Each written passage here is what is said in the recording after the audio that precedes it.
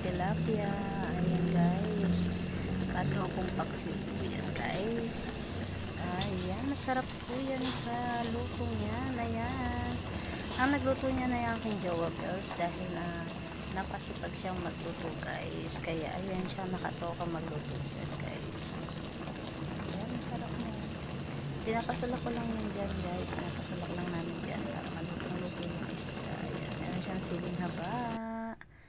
Ayan, finished product. Ayan na po, luto na siya. Siya po ay akin nahango na. Ayan, ayan, adobong paksiw na tilapia. Ayan guys, ayan po, masarap po yan. Isda muna tayo at gulay for the week para naman masarap ang kain natin dyan. Ayan, naumay na sa mga karne, kaya isda at gulay muna tayo guys. Ayan, maraming salamat po. Thank you for watching. Tara po, kain po